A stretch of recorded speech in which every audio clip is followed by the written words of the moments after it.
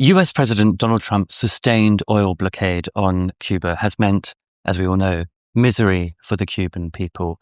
They're short on electricity, they often suffer blackouts, rolling blackouts, and indeed on Saturday, the island was plunged as a whole into darkness as an island-wide blackout took place. That's the second island-wide blackout in just 2 weeks. But the current blockade of energy, of oil, isn't the only source of Cuba's woes. The US has been subjecting the country to embargoes for over 60 years, stymieing its development, it's restricting its economy, and punishing its people as a whole. I was in a meeting with Deputy Foreign Minister of Cuba, Carlos Fernandez de Cosio, where we were allowed to ask questions as journalists. There were other journalists there. There was Ryan Grimm from Dropsite. There was Owen Jones, various other journalists. And we were permitted to ask one question each of the Deputy Foreign Minister. But before we got to ask the questions, he began with a sort of short explanation of US foreign policy when it comes to Cuba and what its impacts have been. People many times ask, what is the essence of the problem that Cuba has with the United States? And one could speak for hours about that, including historical background. But if you want to put it in a thin synthesis, it would be the failure historically and still today of influential elements within the US political class and government to accept the notion that Cuba is and has a right to be a sovereign country and has a right to self-determination. And that in Cuba, us Cubans, we fully believe in those rights and in those prerogatives. What does the US want with Cuba? The restoration of capitalism in the way capitalism was prior to the Cuban Revolution, which was fully dependent on the United States. It was a neo-colony of the United States. And the US also wants a relationship of dependency to force Cuba to be dependent economically and politically of the United States. Now, the result of that long-held US foreign policy position on Cuba is that the country is obviously really poor, and recent economic shocks like COVID, just 6 years ago, 7 years ago, 5 years ago actually, hasn't helped at all. Means the country hasn't been able to make upgrades to critical infrastructure like its electricity grid. So it's not just that the oil embargo is causing blackouts. Blackouts happened in the past. It's also because the country hasn't been able to invest in its infrastructure. Some of that infrastructure, energy infrastructure, is really, really old. It's sort of Soviet era, and it's not actually very easy to get the parts or to make sure that the parts actually work with that kind of equipment. So, there's a current crisis of the blockade, but there's a much longer ongoing crisis of just not being able to access through trade restrictions, through monetary restrictions, through political restrictions, the kinds of things that Cuba needs in order to keep going. And as you walk around Havana, which I've done a lot of in the last few days, you can see everywhere how that strangling of the economy by the US, largely by the US. I'm not saying that there haven't been mistakes made by Cuban governments, but it's always happening. All the decisions are happening within the context of this ongoing, decades-long foreign policy approach to Cuba by the US. You can see how that's impacted, the actual fabric of the city. There are crumbling buildings everywhere. In the very center, parts of the very center, buildings are sort of collapsing. Roads aren't in very good repair, and there have been other issues as well with the current blockade. Like, for example, garbage is not being collected. So in some parts of the city, you can see really large piles of garbage just on the streets. 40, 50 feet long, and a couple of feet high, where basic services are not operating as they should, or as people would like them to operate. And of course, those buildings which are crumbling down, those are homes. People are still living in many of them. But that policy, as I say, that decades-long policy has kind of reached its most intense phase with the current blockade, Trump's blockade. And Cosio described what he took to be its ultimate aim. The situation that we face today is of the United States applying a brutal aggression based being a superpower against a relatively small country, developing country with few natural resources, and at the same time putting in place a very forceful campaign to try to blame internationally and even domestically in Cuba, to try to blame the Cuban government for the problems facing society today. They know that their policy causes harm, that it causes irritation. If you have 36 hours without electrical power and the consequences of not having then availability of fresh water, if you have problems of transportation to go to work, to take your children to school, if you need a lung surgery and you have to wait for weeks because there's not sufficient power, there's not sufficient health material in a country that for decades has ensured health services of quality for free for the whole population, then naturally that provokes irritation. It provokes desperation in some people, and in some people, a motivation they need to protest, which is natural. Anywhere in the world you find that, people would want to protest what has happened.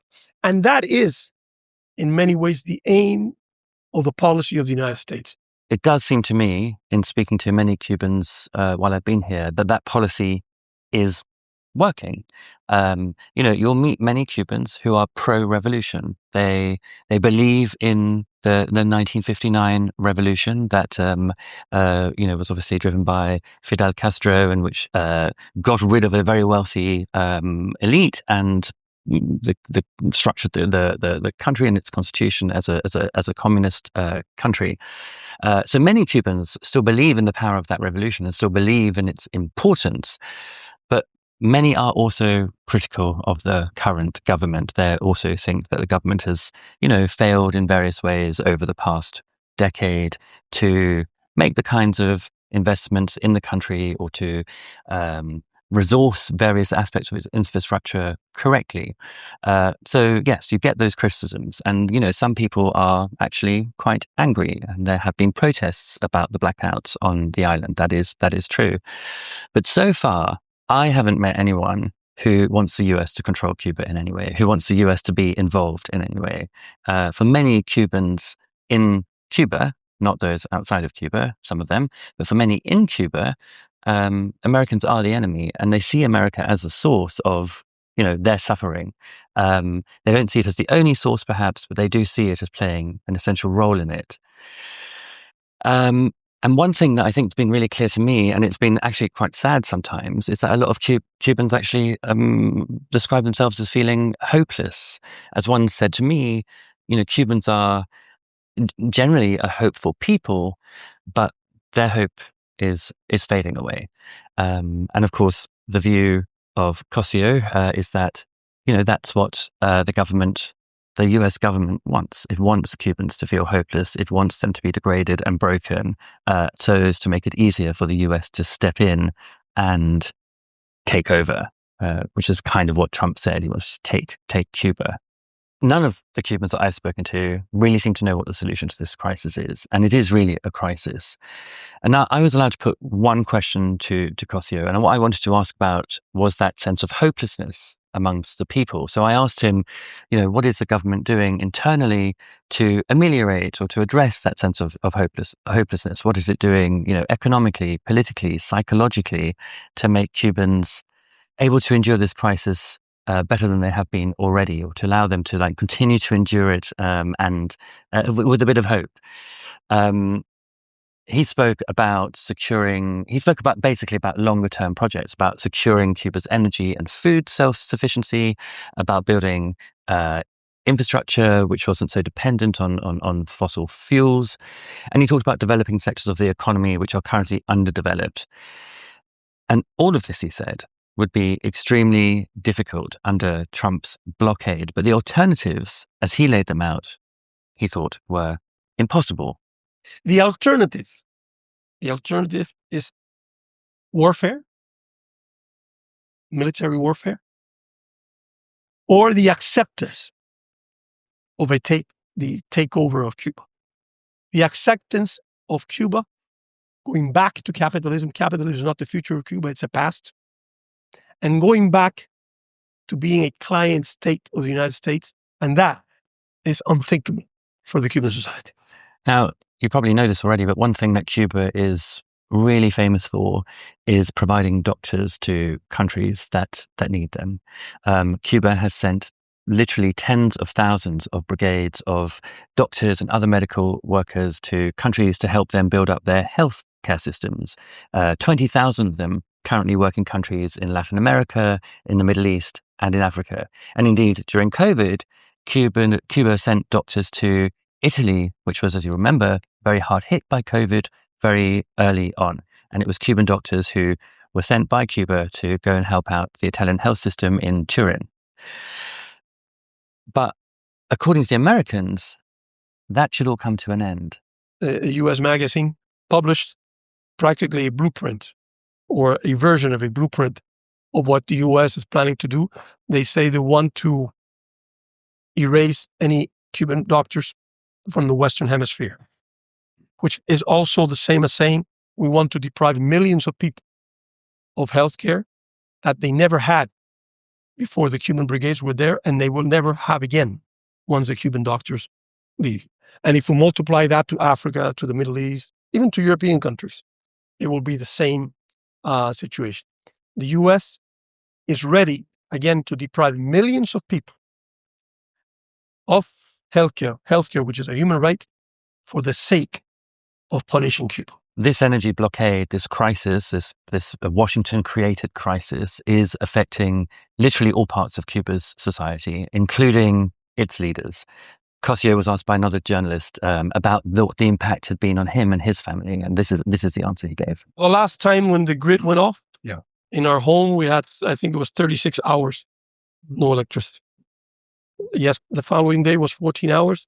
Yes. Yeah, I truly don't know. I have to ask home because I leave home without power and I return without power. And many times, and then you have lack of water because there was not enough availability. And sometimes when I have lack of water at home, I think automatically that I also have no electricity. So you get punished like that. In my family, my son has to pedal 14 kilometers a day to go to work. And he's an electrician. He works in the electrical company. And he has to then go back home to a blackout with no electricity. That was a meeting with a very, very senior official at a time when US President Donald Trump is talking about taking the island. So talking in territorial terms, in terms of conquest. And obviously lots of journalists in the room wanted to know about the state of the negotiations between Washington and Havana over whatever's going to happen next, or, I don't know what the way out of this is. He obviously didn't really want to be drawn on that because those negotiations are ongoing. And so he was fairly discreet about the details. But he did say that any attempt to try and conduct a sort of Venezuela-style decapitation of the government here in Cuba just wouldn't work in this country.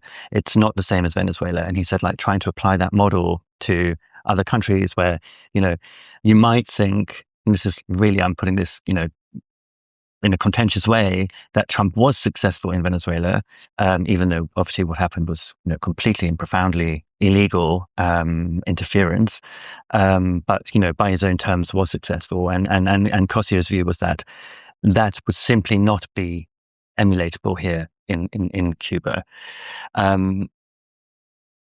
He was also asked about the convoy that's here at the moment, the Nuestra America convoy, and what he thought of it. And he said it was incredibly symbolically important. It showed that the US showed the US that it wasn't just Cubans who stood against their aggressive foreign policy, against the argument, against the island rather, especially one that's designed to collectively punish its people. Cubans that I've spoken to have also said actually they thought it was sort of more than symbolically important, but it was important in terms of kind of protection, really, because there are Cubans in Miami. Not all, I'm not saying all by any means, but there are Cubans in Miami who, are rumored to be, potentially planning incursions onto the island to potentially operate on the island in order to overthrow the government. And of course, there's also the question of military action from the US. And for some Cubans that I spoke to, our presence here felt like a form of protection. But Kossio also said about the convoy is that it wasn't just symbolically important. He also thought it was really materially important because of restrictions on trade, the economy sort of suffering as a result of the energy blockade, a much longer period of US foreign policy on against the island. Things were running short, and much needed medicines and medical equipment in particular. I saw that firsthand at the municipal hospital that serves Cerro. That's a Havana municipality. It's a very, very well maintained general hospital. As far as I could see, providing a wide range of medical services, all of them completely free to residents of the area. And it was there that Puerto Rican contingent of the Nuestra America convoy delivered their supply of aid and medicines. And those were really gratefully received by medical staff. The hospital's director came out in order to collect the aid. And I think you can see from these images just how pleased people were to receive it. Another batch of aid was delivered to a very different kind of healthcare facility. This was a hospital, a residential hospital, also in Serra, which was treating people and caring for people, grown-ups, adults with intellectual disabilities. And as you can see, this wasn't a hospital that was quite as well put together as the big municipal one that we already saw.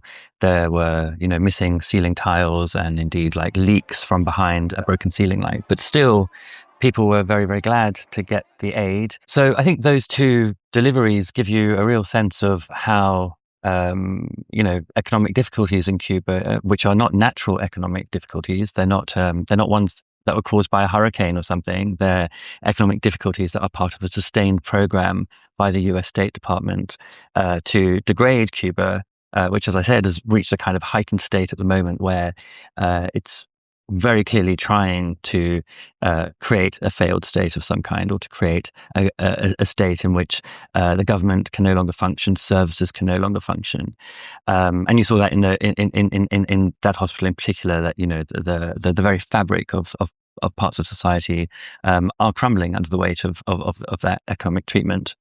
But overall, I have to say, the convoy has been extremely busy. People have been out every day to go and see aspects of Cuban society, to deliver aid, to go out into the streets and talk to Cubans. One of the things that the foreign minister welcomed, contrary to what many people think about Cuba, which, to some extent does control information, and perhaps is controlling it even more at the moment because of a fear of misinformation and incendiary information from Miami. But contrary to what a lot of people think, there was a very warm welcome to us, talking to ordinary Cubans and finding out what they think, and that's what many of the hundreds of people who are here now from the convoy, I think it's around 600 at the moment, have been doing, talking to ordinary Cubans, finding out how they're living, how they're dealing with this ongoing energy blockade, and what they hope for the future.